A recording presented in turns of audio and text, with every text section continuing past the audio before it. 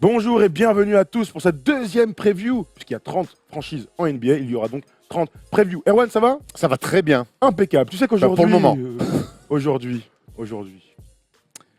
c'est une journée triste, une soirée où il pleut, bien sûr.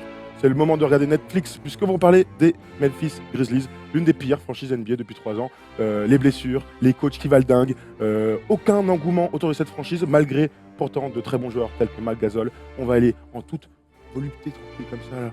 Tranquille. On va parler donc de Memphis. On va faire un petit bilan de la saison dernière et l'intersaison. Est-ce qu'il y a beaucoup de choses à dire, Erwan? Oui, malgré tout. Alors c'est triste à mourir, on va pas se mentir, c'est pas l'équipe la plus excitante de ce début de saison, mais il y a des choses à dire et il y a surtout des incompréhensions, des questions à poser. Malheureusement, il n'y a pas toujours de réponse à avoir. Ouais, exactement. Alors allons-y. L'année dernière, Memphis, on se rappelle, avait commencé très très fort avec Orlando. C'était les deux équipes un peu surprises du début de saison.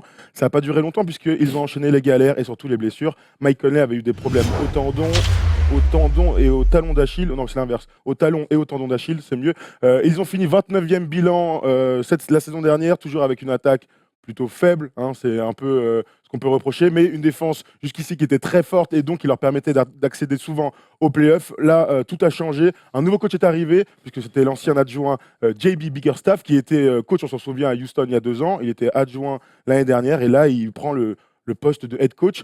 On n'est pas hyper emballé par ce choix, hein. Honnêtement, moi je comprends. Non, je suis pas du tout emballé. Je suis pas emballé non plus par les choix qui ont été faits l'année dernière de choisir Marc Gasol à la place de David Fizdale. On se souvient du bif qu'il y a eu entre les deux. Le front office a dû faire un choix. Ils ont pris Marc Gasol. Alors oui, Marc Gasol est le visage de la franchise, certes, mais au bout d'un moment, cette équipe, elle est en fin de cycle. On va pas se mentir, ils ont raté le playoff la saison dernière, mais avant ça, c'est une équipe qui avait fait 7 ans d'affilée les playoffs, dont une finale de conférence. Absolument. En 2013, où ils s'étaient fait sweeper par les Spurs. C'était bien 2013, il me semble. Ouais, 2013, sweepé par les Spurs. Donc c'était une équipe installée avec un système de jeu, avec une vraie identité qui était fort en défense et très bon sur demi-terrain. Et très fort à l'intérieur. Et avec à l'intérieur, avec notamment donc Marc Gasol et Zach Randolph. Aujourd'hui, il y a des blessures et il y a des mecs qui ont des gros contrats. Aujourd'hui, ce qui peut les sauver, les Grizzlies, c'est qu'ils ont 2 joueurs qui ont encore une valeur marchande et qui sont encore sous contrat. Marc Gasol, il lui reste 1 an de contrat et Mike Conley, il lui reste 2 ans de contrat. C'est assez cher, mais ça peut peut-être intéresser des équipes qui, eux, veulent jouer le titre. Regardons Erwan, avant que tu continues, regardons les mouvements de l'intersaison, puisqu'il s'est passé 2-3 trucs. L'année dernière, clairement sur la fin de la saison, le but était d'avoir le numéro 1 de draft. Ils ont fini finalement avec le 4e choix de draft, et c'est Jaren Jackson Jr. Qui a été choisi, on va en parler un peu plus tard. Regardez les départs, Tyreke Evans qui a fait une bonne saison l'année dernière, qui a pu se relancer en NBA, est donc parti. Ben McLemore et Deontay Davis ont été échangés pour Gareth Temple, on le voit, Gareth Temple qui était à Sacramento et qui est un joueur très solide de NBA, Bon joueur de devoir. qui est clairement un vétéran et qui peut apporter directement. Ils ont fait le choix d'aller chercher Kyle Anderson. Quoi de mieux qu'un joueur lent dans une équipe qui ne joue pas vite? Kyle Anderson, le joueur parfait pour les Memphis Grizzlies. Omri Caspi, qui est encore une fois un joueur référencé, qui apportera, quoi qu'il arrive, de l'adresse, de la taille, un peu sur le poste 4 et du basket, clairement, et du tir, surtout en tête de raquette. C'est son délire. Voilà ce qu'on peut vous dire. Il y a aussi Shelvin Mack qui a été signé en août de mémoire. Bref, il n'y a pas de nom très ronflant. Tous ces jours-là vont être là pour accompagner, encore une fois, le duo Mike Conley et Marc Gasol. C'est tout ce que je vois, moi, pour l'instant. Ouais, mais on rappelle, Mike Conley, l'année dernière, 12 matchs seulement joués. Marc Gasol est installé dans cette équipe, on l'a dit, peut-être trop installé. On se souvient que quand il a été free agent, il a dit très vite, il a dit non, moi je reste à Memphis. Alors, c'est un superbe joueur, mais j'ai l'impression qu'aujourd'hui, quand même, il est dans son confort à Memphis, où j'ai l'impression qu'il a sa petite vie de famille, et que finalement, l'ambition d'aller de rejouer des finales de conférence, pourquoi pas comme en 2013, c'est plus trop à l'ordre du jour pour notre ami. Alors, c'est moi qui le dis, ça n'engage que moi, mais en tout cas, ils sont un petit peu comme des sénateurs. En tout cas, Marc Gasol est un petit peu comme un sénateur. Il va jouer aujourd'hui avec le rookie, donc Jaren Jackson Jr., qui est presque, alors même s'il est plus athlétique, qui est un peu dans le même profil. Un pivot athlétique complet. Alors lui, il n'est pas athlétique pour le coup, mais pivot complet, passeur, peut mettre au large, qui a plutôt du post-up. Je ne sais même pas si les deux, ça va pouvoir matcher. Alors, c'est le jour à suivre. Allons sur le jour à suivre. Polo, c'est pas grave, on ira sur le 5 majeur ensuite. Jaren Jackson Jr. est donc le rookie 4e choix de draft. Il a montré beaucoup de très bonnes choses lors de cette Summer League. Alors oui, 11 points, 8 rebonds, c'est pas un truc de ouf. Mais regardez, 3,8 contre. J'ai vu pas mal de commentaires ces derniers temps lors des entraînements. Tout le monde est déjà complètement subjugué par sa faculté défensive à avoir de l'impact. Le gars met des comptes, le gars est bon dans les rotations, a des très longs membres, a un bon jeu de jambes. Donc ça va être intéressant de voir 2 très forts défenseurs intérieurs jouer ensemble. Puisque aujourd'hui, Jaren Jackson est un joueur très adroit, plus de 40% à 3 points l'année dernière en NCAA. Donc, on est en présence de deux mecs avec Marc Gasol qui ont quelque part, c'est vrai, le même profil, de l'adresse, du basket et de Complet. et une très forte défense. Des basketteurs complets, mais est-ce que tu penses que ça peut matcher les deux? Pourquoi pas? Ben moi j'ai envie de te dire non parce Ce que, serait quoi le problème, parce que les deux ont besoin d'avoir la balle, Tom. Les deux ont besoin d'avoir la balle. Il y a un rookie et il y a un padré. Moi, enfin, tu vois, on va pas lui demander de mettre 20 points par match. Aujourd'hui, Marc Gasol est le boss de l'équipe. Mike Conley est l'autre très fort joueur. C'est clairement un duo. C'est à lui maintenant de s'installer par ses capacités d'abord défensives. Il va falloir qu'il fasse ses preuves. Il est même pas sûr d'être dans le 5 aujourd'hui de Memphis. Donc, on va lui laisser un peu de temps pour éclore. Moi, je suis persuadé par contre que dans 2, 3, 4 ans, ça va être un joueur vraiment très fort de NBA et qu'on pourra dire, voilà, c'était un bon choix de le prendre en quatrième choix. Rappelle-moi avec qui Marc Gasol s'est éclaté à l'intérieur, qui Zach était son Randolph. binôme, Zach Randolph. On est dans un profil complètement différent. Zach Randolph allait faire un petit peu le sale taf, c'est-à-dire tout ce qui était aller au rebond offensif, aller un petit peu dans la maillotche, un peu plus même de post-up que Marc Gasol, parce que même quand Marc Gasol post-up, il s'écarte un petit peu, il est plus à mi-distance. Là, j'ai vraiment l'impression qu'on a deux joueurs de même profil qui ont besoin tous les deux d'avoir la balle. Après, bon passeur, très bonne lecture de jeu, capable de mettre au large, capable de finir près du cercle aussi, mais j'ai l'impression que c'est un profil similaire. Alors, est-ce que Marc Gasol va se muer en grand frère pour Jaren Jackson? Pourquoi pas? Maintenant, c'est un rookie. On sait que les rookies ont les dents longues. S'il est drafté quatrième quand même, lui, il va vouloir du temps de jeu, marquer des points et faire des stats. Il y en aura, puisqu'on va aller sur le 5 majeur. On peut voir qu'aujourd'hui, cette équipe, elle est difficilement analysable, puisqu'il y a tout à faire. Donc, Mike Conley sur le poste de meneur, bon, il n'y a absolument rien à dire. C'est le big boss, il fait kiffer. On l'a vu en playoff, c'était il y a 2 ans où il avait été incroyable. Bref, Wayne Selden est donc sur le poste 2. Moi, je pense que Gareth Temple va commencer, parce que ça va leur apporter un peu de densité défensive. Marshall Brooks est toujours dans l'effectif. Kyle Anderson sur le poste 3. Pourquoi pas? C'est ESPN, c'est tous les grands médias qui disent que Kyle Anderson serait dans le 5. Pourquoi pas? Il a un bon contrat. Ils sont allés le chercher, exactement. Ils sont allés le chercher cet été chez les Spurs. Ils lui ont proposé un contrat très correct pour le joueur. Donc, effectivement, quand tu t'alignes comme ça sur un mec, je pense que c'est pour le faire jouer. Absolument. On va sur le poste 4, donc Jaren Jackson est sur le poste 4.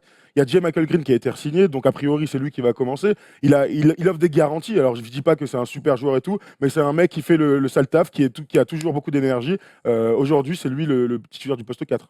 Ouais, oui. Il est là, il est installé depuis longtemps, mais bon, ça, c'est pas ronflant, c'est pas brillant. Ah non, dans c'est une sûr. conférence Ouest en plus qui est encore plus forte que dans les années passées avec l'arrivée de LeBron, notamment aux Lakers, mais pas que. On voit que le Jazz est devenu une équipe très solide. Non, cette équipe, moi, je sais pas où elle va. Bah, moi, je vais te poser une question. Il y a un autre mec, son poste 3-4. Gros contrat, souvent blessé. Oui, Beau gosse. Chandler, On peut pas l'appeler. Chandler Parsons. Parsons. Chandler Parsons, qui depuis son départ de Houston n'est plus Chandler Parsons. En tout cas, je ne sais pas qui est ce gars-là. Il est toujours dans l'effectif là. Ils ont essayé, j'imagine, de l'évacuer. Personne n'en veut. Tu m'étonnes. Qu'est-ce qu'on peut attendre de la saison de Chandler Parsons, Erwan? Honnêtement, c'est un énorme point d'interrogation. L'année dernière, c'est une saison blanche pour lui. Il a mine de rien un gros contrat. Je pense que la meilleure chose à faire pour les Grizzlies, c'est de le remettre sur le terrain et de le faire jouer. Aujourd'hui, ils n'ont pas d'autre choix. Personne ne voudra récupérer Chandler Parsons, qui est considéré comme un gros bust, quoi, avec un contrat monumental pour finalement un retour sur investissement proche de zéro. Aujourd'hui, la seule solution d'essayer d'amortir ce coup-là pour les Grizzlies, c'est de le remettre en forme et c'est de le faire jouer, et c'est de le mettre sur le terrain. Alors, je regarde ses stats, parce que Chandler Parsons, c'est quand même un mec qu'on adore tous. Tu vois, on regarde tous avec attention ses performances. 2016-2017, il a joué 34 matchs, 20 minutes de temps de jeu, 6 points, 2,5 passes. L'année dernière, 36 matchs. C'est beaucoup mieux. 7,9 points, 2,5 rebonds pour notre ami Chandler Parsons, l'homme le plus beau, qui est le plus nul, enfin en tout cas le plus mieux payé de toute l'histoire. Le pire ratio de basket catastrophique. C'est clair. Bref, voilà, on a fait le tour un peu sur cet effectif-là. Évidemment, je n'ai pas lancé le focus, il va m'engueuler, mais c'est pas grave. Qu'est-ce que tu attends de cette équipe cette année comme objectif? Je vais trancher dans le vif, puisque le front office ne l'a pas fait. Aujourd'hui, cette équipe, je ne sais pas si elle est en reconstruction ou si elle est dans une continuité. Je ne sais pas. Alors moi, ce que je pense, c'est que les Grizzlies restent sur une non-qualification en playoff. Avant ça, ils avaient fait 7 ans en playoff et c'était une équipe chiante à jouer. Aujourd'hui, ils ont un coach qui n'est pas un vrai coach, qui est plus un bouche-trou. Je n'ai rien contre JB Bickerstaff, mais au bout d'un moment, on se souvient qu'il était en boîte avec les Rockets. On se souvient quand il a fait l'intérimaire chez les Rockets, c'était une blague. Et je ne vois pas comment aujourd'hui on peut confier une équipe avec Mike Conley en meneur et Marc Gasol. Cette équipe aujourd'hui doit penser à de la reconstruction. Aujourd'hui, elle a 2 mecs qui ont de la valeur sur le marché, il faut les trader. Donc pour toi, Marc Gasol, 34 ans, faut tout faire pour le trader. Il faut le trader. Il faut trader aussi Mike Conley, parce que c'est pas que c'est des mauvais joueurs, loin de là. Mais par contre, je crois que avoir le cul entre deux chaises, être dans la demi-mesure, c'est vraiment finalement la pire chose pour commencer une reconstruction. Aujourd'hui, c'est une équipe qui n'ira pas en play-off, même avec Marc Gasol et Mike Conley. Donc aujourd'hui, il faut qu'ils arrivent à trouver des trades, à faire venir des jeunes ou à se mettre du cap pour attirer, pourquoi pas, sur une free agency 2019 où il y aura beaucoup de monde. Ils vont jamais attirer quelqu'un. Donc, il faut trouver des choses. En tout cas, ils ont ces deux mecs-là, on le voit derrière avec la photo de Polo. Ils peuvent attirer, ils peuvent récupérer des choses en échange. Pourquoi pas des tours de draft? Voilà, il y a des équipes qui ont pris du retard peut-être cet été qui peuvent le combler en récupérant des Michael et des Marc Gasol. Je crois qu'aujourd'hui, ils doivent se séparer de ces deux mecs. Historiquement, ça fait mal au cœur, mais ils sont obligés de faire des choix. Le problème des Grizzlies et du front office, c'est qu'ils n'ont fait aucun choix. Et le seul choix qu'ils ont fait, c'était de virer Fizdale pour Marc Gasol. Et à partir de là, tout s'est compliqué. En tout cas, la saison dernière, c'était donc 22 victoires pour 60 défaites, dans les pires bilans de cette franchise. Ils ont ouvertement tanké en plus. Hein. À la fin, il n'y avait plus personne sur le terrain. Donc, quand il n'y a plus personne, ils t'ont fait jouer toi en même temps. Tu as joué 15 minutes, je crois, sur le 75e match de la saison. J'ai pas été mal d'ailleurs. T'as pas été mal, hein. 2 airballs ouverts comme ça. Bon, bref, ça peut arriver à tout le monde. Voilà, les gars, on a fait le tour sur Memphis. Non, mais moi, j'aimerais que tu me dises. J'aimerais aussi avoir ton avis parce que hier, quand je préparais l'émission, je me disais waouh, c'est dur quand même. Je vais être très dur avec les Grizzlies, mais en même temps, alors ok, ils ont drafté un jeune potentiel avec Jaren Jackson Jr., mais où ils vont? C'est quoi? Tu vois, entre les vieux et les anciens, c'est quoi? On est dans une continuité, mais la continuité, on le voit, l'année dernière, c'est 22 victoires. Alors certes, il y a des blessures. Il y a eu beaucoup de blessures. Ils sont en reconstruction. Tu reconstruis avec Marc Gasol et qui a l'air presque trop bien installé et trop dans son confort à Memphis. Le truc, c'est que on est tous d'accord.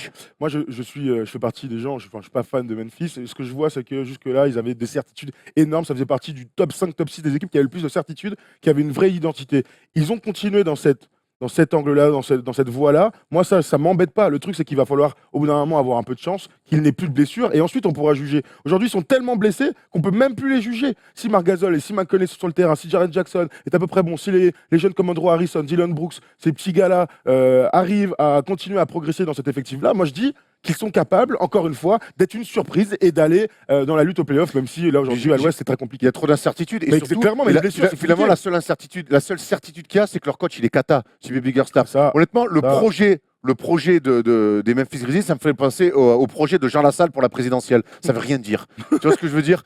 Et je pense que le pourcentage de victoire des Grizzlies, il peut s'approcher du pourcentage de Jean Lassalle au présidentiel.